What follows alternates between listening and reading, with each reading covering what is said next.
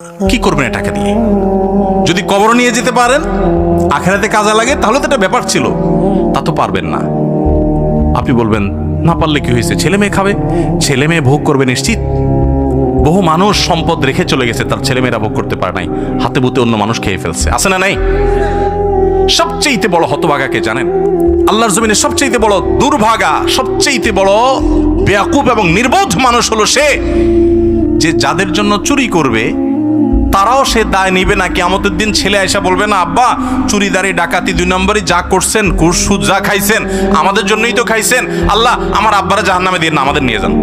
বলবে না ভাই, কোরআন বলেছে ইয়াউমা ইয়াফিরুল মারউ মিন আখিহি ওয়া উম্মিহি ওয়া আবিহি ওয়া সাহিবাতিহি ওয়া বানিহি। সন্তান বাপকে দেখে মাকে দেখে পালাবে, যে না জানি আজকে কোনো কিছুর জন্য ধরে। সবাই ইয়ানফসি করবে। যাদের জন্য চুরি করবেন ওরাও দায় নিবে না। আপনার মতো নির্বোধ কে হতে পারে?